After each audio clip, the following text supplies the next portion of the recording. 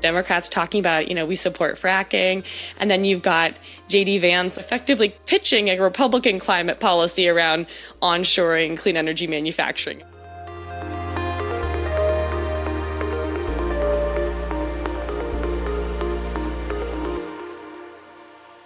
Greetings, Earthlings, and welcome back to Earthlings 2.0, the show where we imagine how we could be better versions of ourselves and build a collective future we actually want to live in. Today, our away mission is to learn just how the Venn diagram of climate and politics match up in the United States specifically, and we're going to talk to someone who's been at the forefront of that exploration since 2018. Julia Pyper, the co-host of the well-known podcast Political Climate. But before we beam her up to our proverbial spaceship, I'm your host, Lisa Ann Pinkerton. I'm the CEO of the award-winning PR firm Technica Communications and the founder of Women in Cleantech and Sustainability. Before building those organizations, I was an award-winning environmental science reporter for NPR and PBS. And I want to say welcome to all of you new and returning Earthlings. Welcome to the show. We're thrilled to have you here. And we encourage you to follow us on social media or leave a review on any podcast app that you might use. I would love to hear what you think of the show.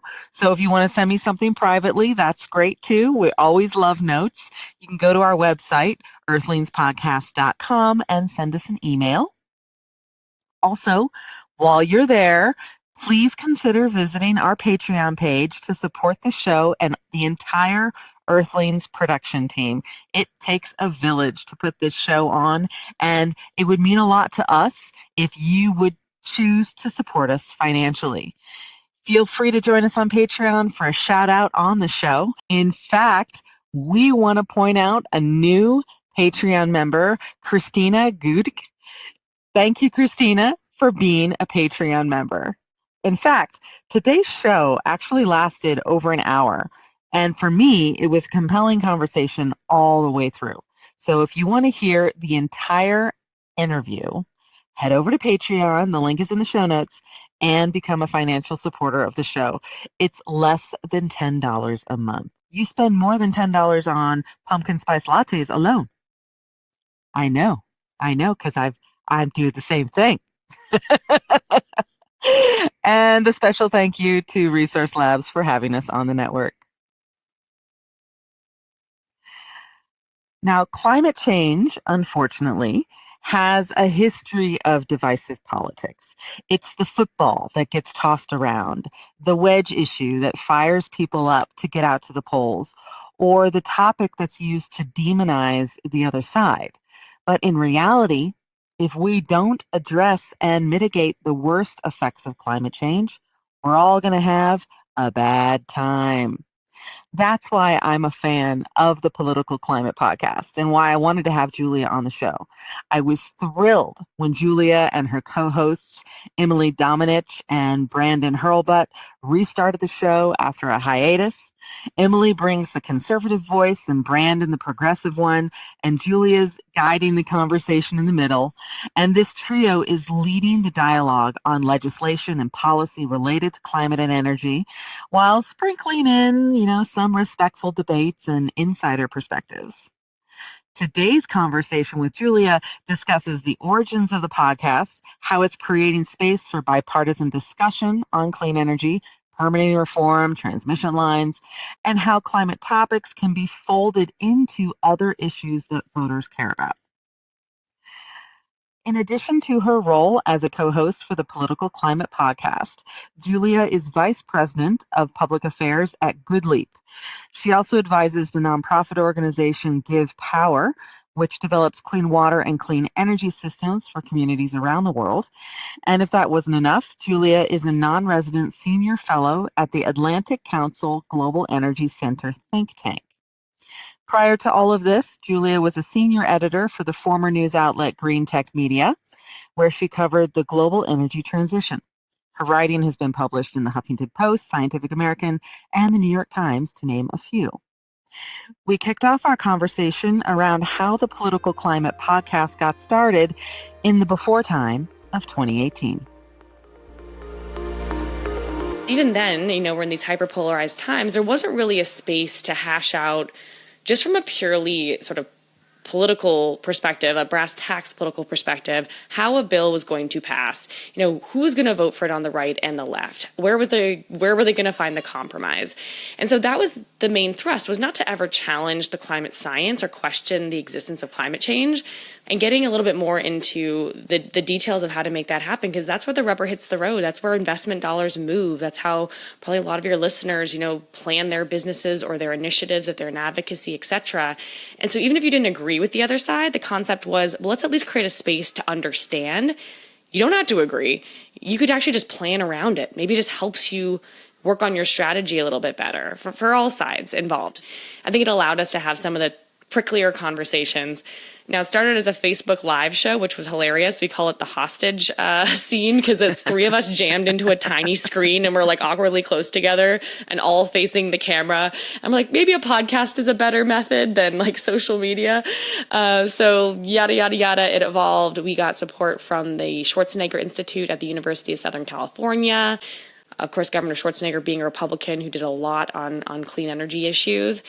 And it kind of evolved from there. And here we are today. We have a new co-host, Emily Domenech. She recently left Capitol Hill, where she worked for House Speaker Mike Johnson, and before that, House Speaker McCarthy. And so we're continuing that same kind of dialogue, and published now by Latitude Media. One of the things I love about your podcast is what you just said, the humanization of this conversation. Because let's face it, climate change isn't going away. We get a chance to figure out how everybody can work together to move some of these policies forward for the benefit of everyone.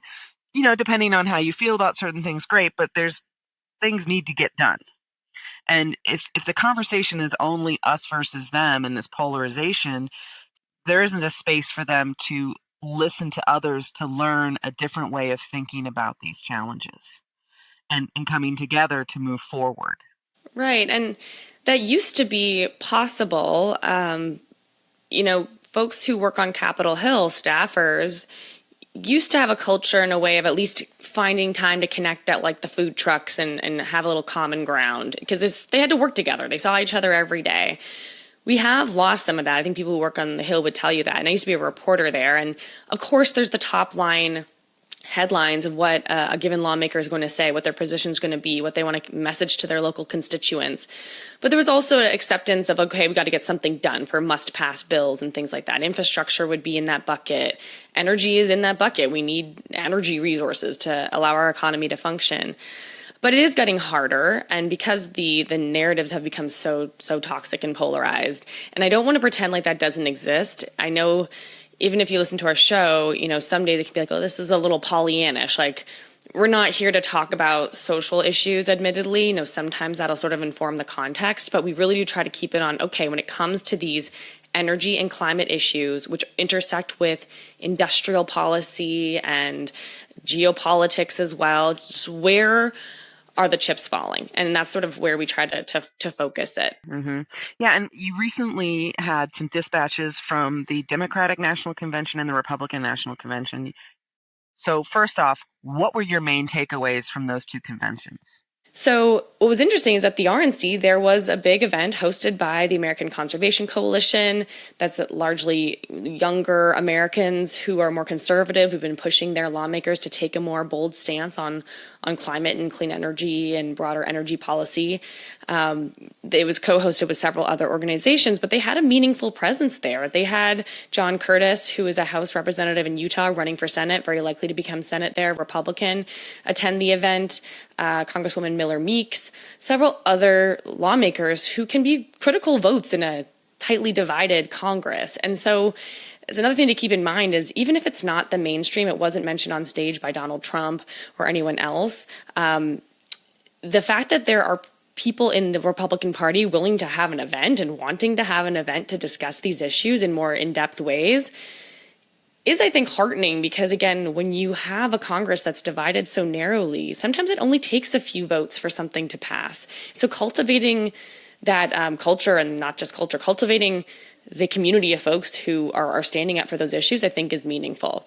Again, it's not widespread, so we can't pretend like this is a core pillar of the Republicans' agenda, but it isn't a massive evolution. And so that was one takeaway there. Same with the Democrat side. You didn't really hear Kamala Harris talk about climate. I don't know if she mentioned it more than once or even that in her actual speech.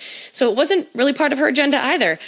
Hilariously, one of the things she called out about the Inflation Reduction Act was its promotion of fossil fuels. And so here, it's a bit of an upside down land. You have the Democrats talking about, we support fracking. And then you've got J.D. Vance on the vice presidential debate stage, using some debating tricks, but effectively pitching a Republican climate policy around onshoring clean energy manufacturing. Yeah, and what I found interesting about those two episodes, and we'll link them in the show notes, is that it seemed like climate activists were starting to reframe how they communicated climate issues, maybe reframing them as local issues, which voters definitely care about more, or helping voters see that a climate issue is also an economic issue, or it's also a housing issue, or an energy issue. I found it interesting how through the lens of something else, you can address climate issues and it's still talking about the same thing, but you're looking at it from a different perspective. That may resonate more with the voter. 100%. Not everyone's following political news every day. Not everyone's thinking about climate issues every day. And so, like any reasonable human, we're thinking about what's in our community, what's making our life better or worse, the challenges that we're facing, and want to work together to make better. So absolutely, I think I'm of the camp that we don't always have to even say the word climate for it to be meaningful climate policy. And one of the great stories from the DNC that I learned was Mayor Duggan of Detroit talking about how they were leveraging the Inflation Reduction Act's tax benefits for nonprofit entities. It's called direct pay, so they can actually benefit from tax credits because, of course, you used to have tax liability to claim a credit. It's an offset, right, not a rebate. So the fact that cities and schools and other nonprofit entities can take advantage of that now is huge. And he's using it to actually revitalize and put solar projects in urban settings in Detroit that have been forgotten. And they're just open lots, right? You drive around and there's these sort of vacant areas, which doesn't draw people back into the neighborhood, doesn't generate any income for those communities. So just what an interesting way of leveraging that tool that folks can really see and feel on their block. So yeah, I think it is important to bring it to the community level. I also want to call out that I've heard about wind technicians in rural areas who are seeing job growth because of the IRA be very intent on voting for Donald Trump and the J.D. Vance ticket. Like, people are complicated. They have multiple motivators. So even if you work in clean energy and have even greater, career opportunities, that may be part of your calculus, but maybe not the only one, or you may not really know the linkage between something called the Inflation Reduction Act and the growth in your career prospects, right? So it really comes down to how's the local messaging working. And so I really think that getting to that local level is so key so that Americans really feel the impacts firsthand, because it can be a little too lofty sometimes, I think, in the climate community. I'm guilty of that sometimes too, thinking of like 2030 targets and big drawdown goals. And then I'm kind of like, wait a minute, it may not mean much to an individual I'm talking to at the Thanksgiving dinner table. You've mentioned the IRA a few times, so I want to touch on this. It's been several years since it was passed. It was the most significant piece of legislation on climate policy in the U.S. We hope to see more. But of course, we're also seeing Republicans vow to repeal it, very similar to their stance on Obamacare. So what's your take on the politics of the IRA now? So the Inflation Reduction Act, the IRA, was passed along party lines using a process called reconciliation, right? So only Democrats voted for it, which, by the way, using that tool, reconciliation, made it really politically difficult for a Republican to support it, although they certainly could have. Interestingly, that bill is actually an amalgamation of many concepts that had already been floated with bipartisan support. So also brilliantly on the Democrats' part to take those concepts that were good and had a lot of buy-in and craft them into one bill. Of course, there's controversy around it, the spending, different views among the two parties on where they want to go going forward on not just energy policy, but tax policy, broader government spending, right? But while you're hearing calls for repeal, and we've heard of this Project 2025 and efforts to really unwind the IRA, some things will not be easy to unwind because they have final rules, meaning, the law passed, they've now been implemented, dollars are out the door. The $28 billion greenhouse gas reduction fund, a novel bucket of funding that's going to flow out into states in new and novel ways to support clean energy adoption at the community level, that's all out the door. And so there's some ways in which that could be maybe unwound by states if they don't use the dollars. And we should really note that 18, perhaps more now, Republicans came out with a letter to Speaker Mike Johnson saying they did not want to see the IRA repealed. Each of those lawmakers has a different motivator. But again, when you have such a narrow majority for one party or the other in, say, the House of Representatives, something like 4 or 6 votes, one vote in the case of John McCain and preserving the ACA, can make a difference. So those 18 members who are willing to say something, that means something. Now, of course, if there's a Republican sweep, they get the Senate, the House, and the White House. I think it'll be harder to stand out and actually follow through on that just because of political pressure and the fact that the president himself, may be pressuring his party to make changes. So it still matters what happens in November. Just to put it, no pressure. Put it mildly.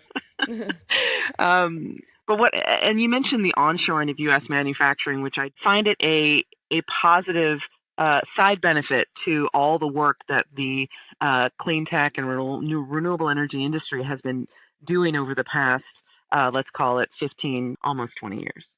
And now we're getting to this place where the incentives are there to bring manufacturing back to the United States for clean energy. And this is something that can benefit any locality, no matter how red or blue the state is. And typically a lot of these new factories are being built in states that have conservative dominance, which I find very interesting. Yeah, one study by E2, I think, pegged it at around 60% of announced projects since the IRA passed, representing 85% of investments and 68% of the jobs are in Republican congressional districts. So again, the Republicans who did not vote for that bill, their very districts are the ones seeing some of the greatest investments. Those projects have to all now be built and there'll be some ups and downs. But that doesn't mean real changes can't happen. And frankly, even among Democrats who want to pass additional benefits for child care and home ownership, that's part of Kamala Harris's agenda. This is why we have the Political Climate podcast, because when you get down to brass tacks, what's being traded where? There's lots of priorities on the table. Do other things get tweaked because we need to find the money for them? And that's why the advocacy around all this is really important. And going back to your point about making sure the local benefits of the clean energy and climate policies are being felt, so that even to allies know that they need to step up and defend something if there's a decision on the table. So we all can't take it for granted and need to show that the benefits are real and follow through in a big way. To me, it's like there's a difference between the existential concerns around climate change and the brass tacks of economic benefits that renewable energy, EV manufacturing, and all of these jobs bring to a community. And I can kind of see how people are sort of compartmentalizing these two things, partially because if you think too much about climate change and where things are going, you maybe just want to put your head in the sand and forget that it's all happening, right? Because it feels too big to fix. But when you focus on how do we bring more jobs to local communities and build up this manufacturing and build more solar panels and build more EVs and batteries and do all this work, you're in action, and there are multiple benefits to the work that you're doing, not just for climate change. I feel like there's always this tension between the people who are industrialists and those that are anti-industrialists. And sometimes those people are also environmentalists and conservationists, but sometimes they're not. Sometimes they just don't want manufacturing or industry anywhere near them. That's why I say that there's no one silver bullet solution to, I think, some of those tensions, but we certainly have to wrestle with them. And it's exciting to see that there are real jobs coming from this onshoring movement. I think the Harris campaign has cited something like 250,000 jobs in manufacturing since the IRA passed. Dozens of manufacturing plants from solar to batteries and others. So it's becoming really real. But the energy economy writ large is a massive creating climate wealth moment. And I think we kind of have to think about it that way. We have to think about it, at least for me, in an industrial meets economic and jobs perspective, coupled with a traditional environmental one, because that's how we get economies and people with multiple motivations on board. If it just becomes something you do because you feel good about it, I don't think we get the massive decarbonization that we need. We don't get the shifts in technology, the shifts in behavior. Yes, there's folks who will always do things because of a moral imperative, or they just feel really great about it, like putting solar on your roof or getting an EV. You just feel proud, and that's a real motivator for me as well.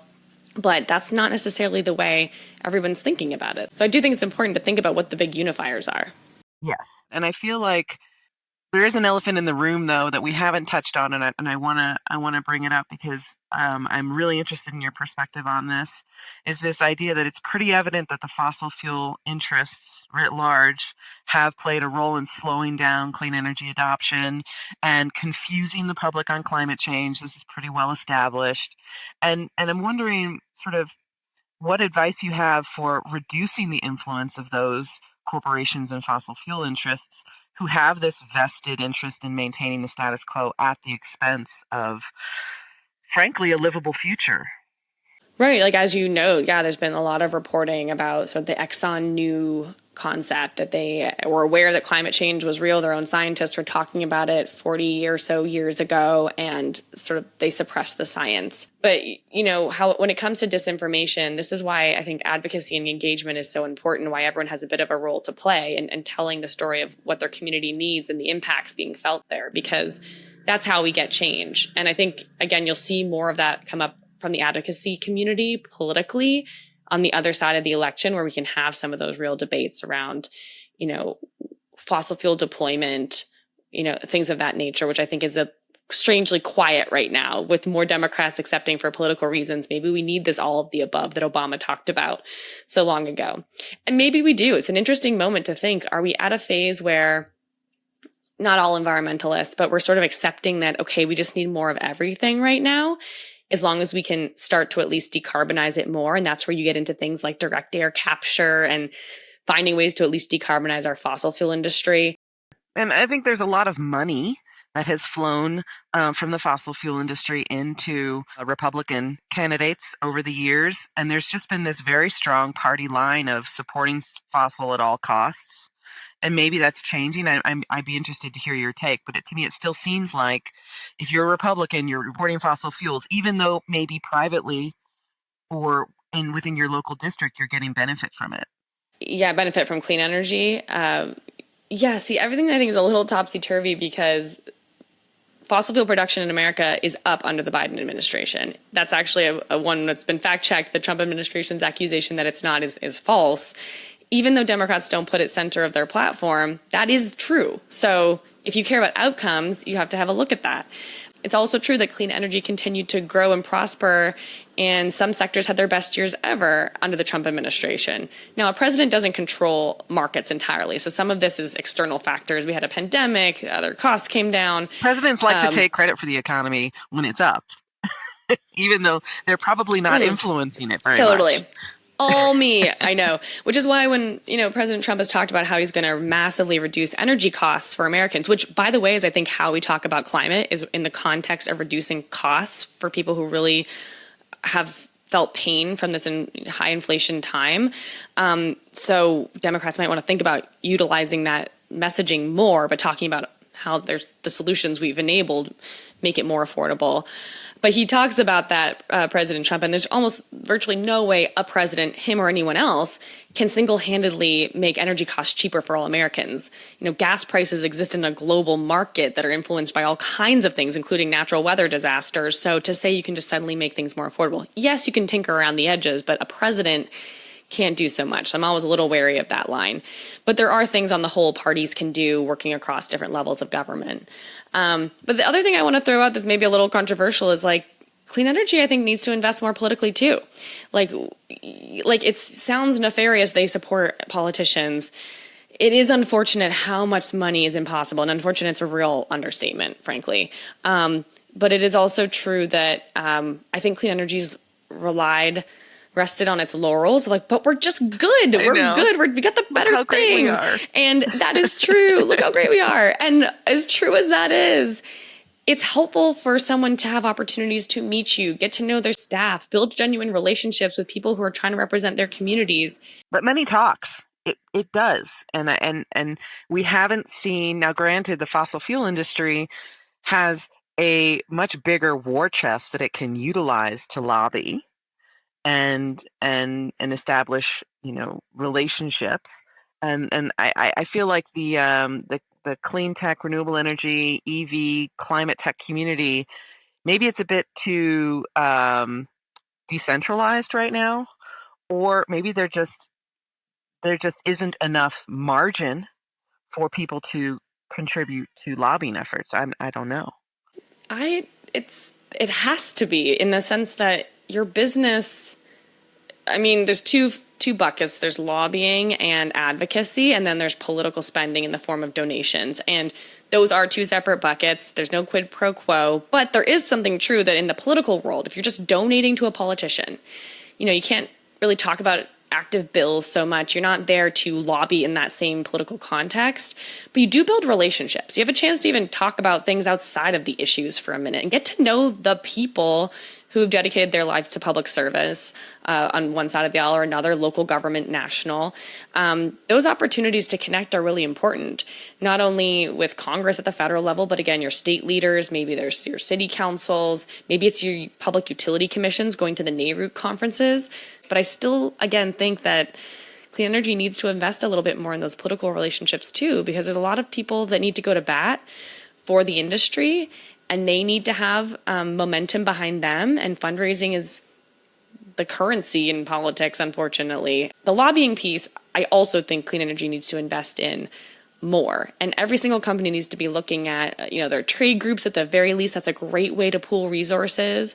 Other nonprofits that can help, bring together coalitions, or maybe even your own advocacy directly. But if we don't tell the stories of success here, it'll be much easier to repeal these policies. It's the reality of how politics works, and you can't run away from that. You have to embrace it.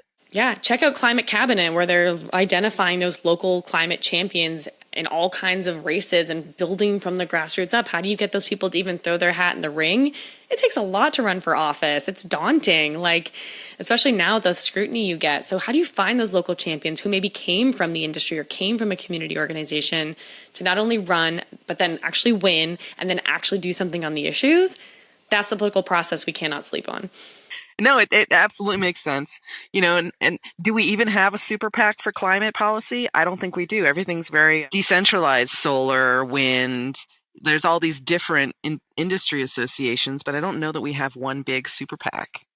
No, maybe that's a thing that needs to be created. I mean, there are various PACs out there supported by clean energy stakeholders, to be sure. But I will tell you, I see a lot of people just being like, that's not really what we do, but we got this great solution. I'm like, yes, and you need to build the ecosystem to help make the runway great for that solution. That takes a true village, and policy is really a key pillar in that. But yeah, we probably do need a bigger PAC, or at very least support the ones that already exist. They're out there, and I'm happy to be a resource for anyone who wants to know.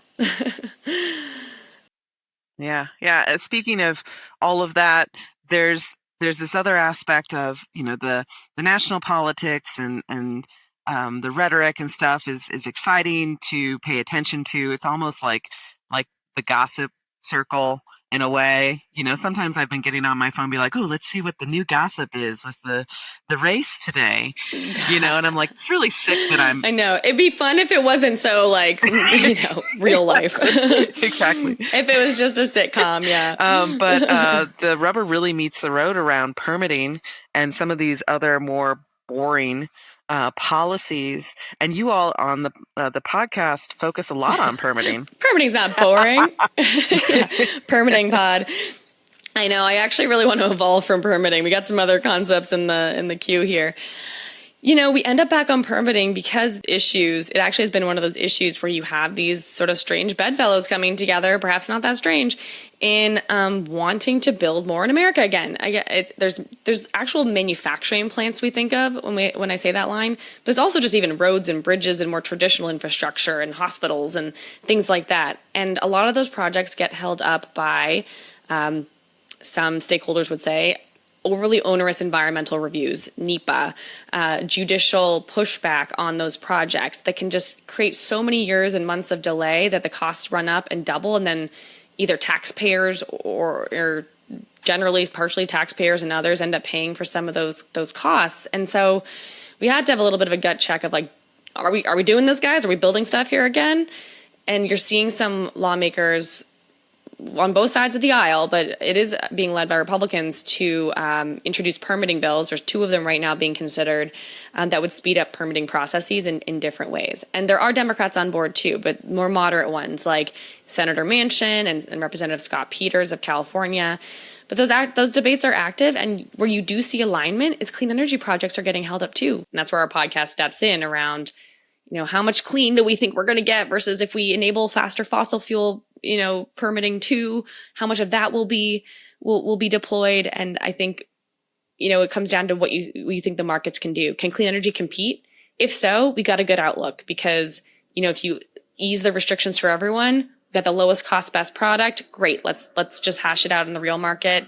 Others might say, ooh, if we take the reins off, we're really, signing ourselves up for a detrimental carbon path. So, I don't have an answer for that, but that's the heart of the debate because it's really billions of dollars in jobs and climate decarbonization at stake if we let these projects just sit too long.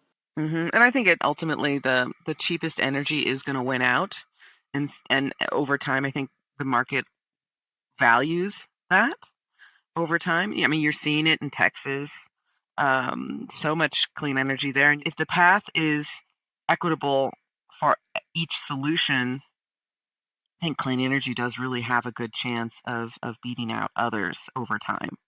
There will always be those diehards who will only focus on fossil fuel projects because that's what they know and that's where their ROI is. They made those investments, blah blah blah.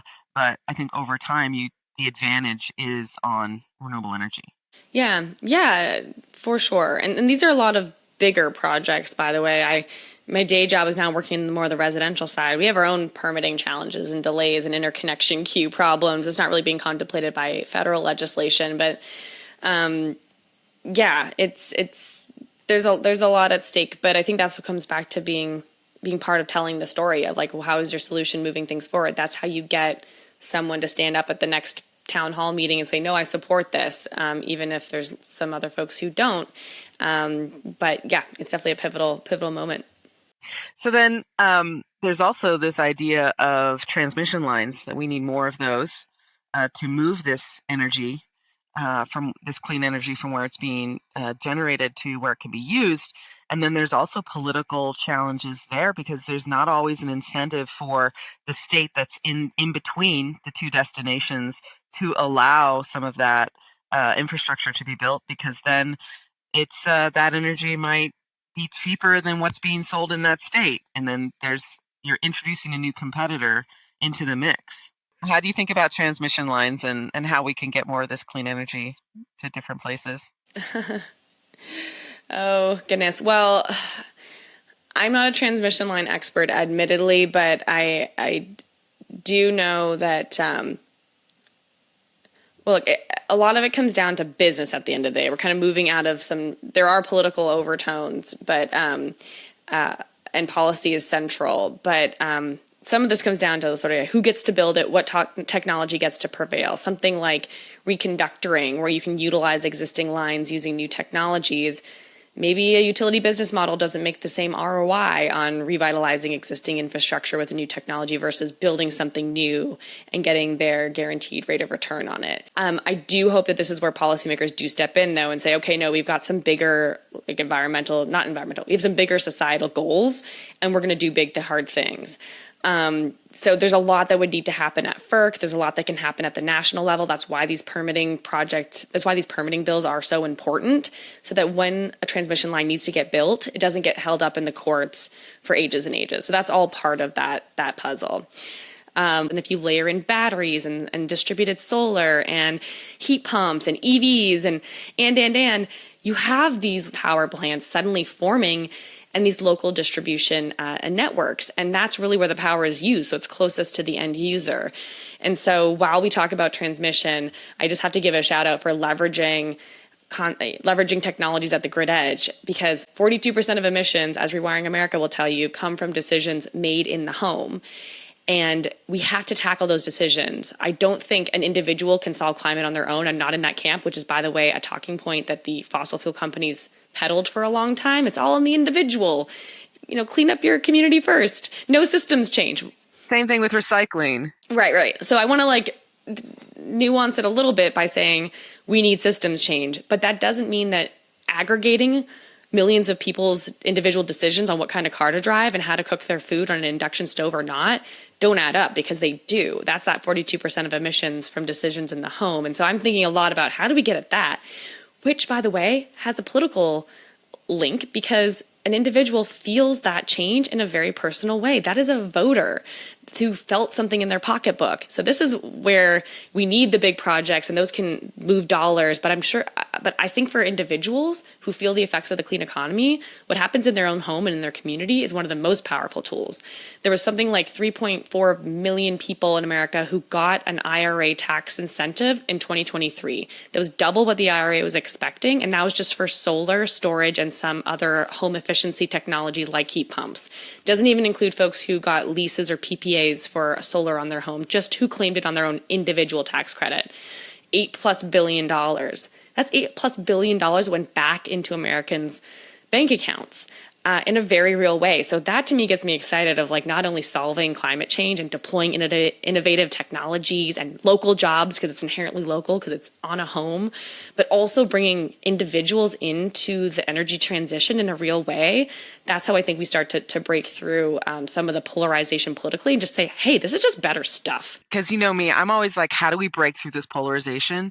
Because ultimately, if we're not able to make the changes that scientists say we should, we're all together in a heap of trouble.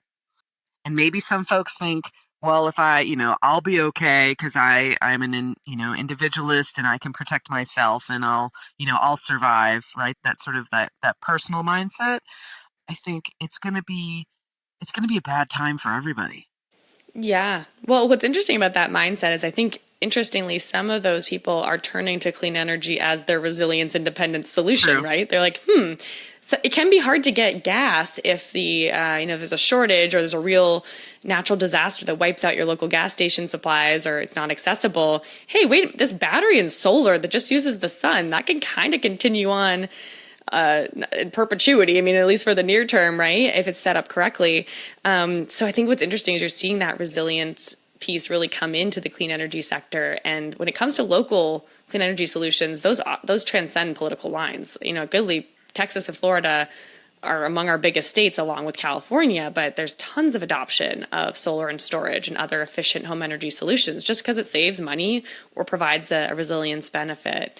One quick thing I want to add, the Inflation Reduction Act appropriated $369 billion over 10 years toward climate action after a long and brutal but ultimately successful legislative process. And here you have in one single fell swoop, just from Hurricane Helene, there's over $110 billion in damages just to date, and they're still tallying that up. So you could suddenly see one single storm be half of, if not more, of what we just passed painstakingly through a very, rigorous legislative process to actually start mitigating climate change in a real way. One storm. So it's just like a gut punch in terms of the trade-offs we're making here and frankly some of the costs of inaction of not only mitigation but also hardening our infrastructure and investing in, again, building things in America.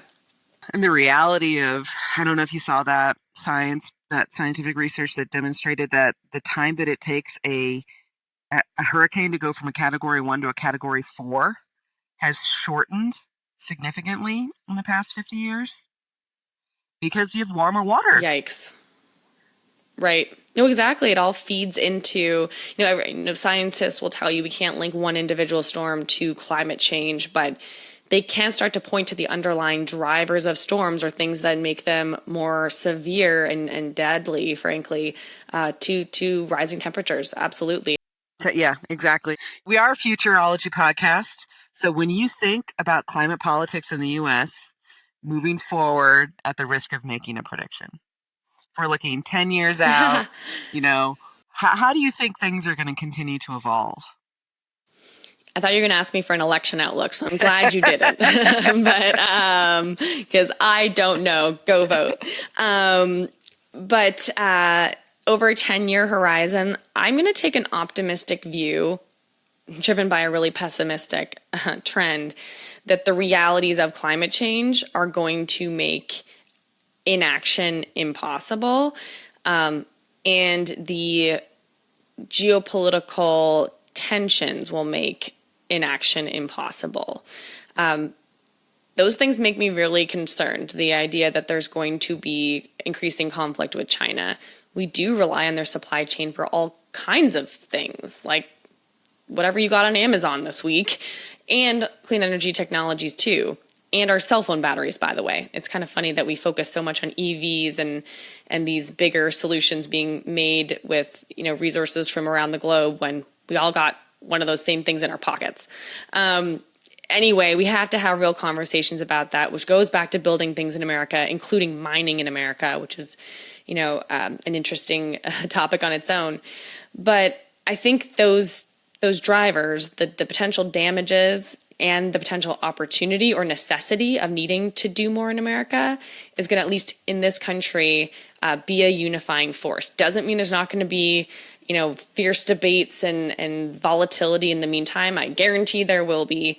But I think what you're hearing this election cycle is wildly some agreement on both sides of the aisle. And the VP debate was, I think, one of the best places you could sort of get glimpses of those areas of alignment. And it really is around, foreign adversaries and wanting to build more in America again.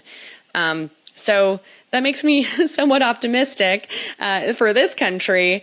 What we have to figure out how to do is continue to work globally, because climate change is a global issue. So it's only in this have not scenario we need to outcompete who we view as a foe. I think we all lose. We need to leverage global skill, global talent, have global agreements. That's the only way we've actually been able to kind of, I don't want to suggest the Paris Climate Agreement is the single solution to solving our issues, but certainly having ways of sharing intel, meeting, setting goals, having countries be held accountable to those goals even when they don't meet them is a useful tool. And my fear would be that we make progress here domestically, but then we see more fracturing globally that still doesn't allow us to move as a globe, as humanity, fast enough. So a few kind of layers there, but again, an optimistic view, perhaps driven by a pessimistic one, and really a challenge for us to get it right, and continue to make this, again, work on all levels, from individual all the way up to the highest global levels of coordination, because this is a global challenge at the end of the day. I told you we covered a lot. Earthlings, if you want to hear the whole conversation with Julia, head on over to Patreon and become a member. Wink, wink, nudge, nudge. Know what I mean? Know what I mean? I really appreciate how Julia was able to break down the complexities of climate policy and the challenges we face, while also highlighting areas of real progress. Her insights for me on the intersection of local community needs, resilience, and energy policy are vital for how we understand how we can build these win-win-win scenarios for Earthlings, no matter where they live, because while politics might be focused locally or even nationally, climate change is global. So if you'd like to hear more from Julia, Emily, and Brandon, follow the Political Climate Podcast on your podcast app. The link is in the show notes. And we've also listed some key episodes for you from Earthlings 2.0. If you want to learn more about VPPs, virtual power plants that Julia mentioned in the show, check out episode 50 of Earthlings 2.0. Or if you want to dive into more global politics related to climate change and clean energy, check out episodes 31 and 33 of Earthlings 2.0. Our faith in humanity is restored this week by two women in energy, U.S. Secretary of Energy Jennifer Granholm and Jill Hrubey, Undersecretary of Energy for Nuclear Security and Administrator of the National Nuclear Security Administration. That's a big title and a lot of responsibility. But why we are highlighting these two women today is that they, along with their teams, have led this initiative called Clean Up to Clean Energy. It's a program that transforms former nuclear sites into solar farms. One of the initiative's first projects is at the Ohio National Laboratory, where contaminated land is being converted into renewable energy production. The site is expected to produce 400 megawatts of solar power, and that's enough to power 70,000 homes. By transforming locations like the Idaho National Laboratory and other Cold War era facilities into clean energy generators, the project is showcasing how even the most challenging land can be harnessed for positive change.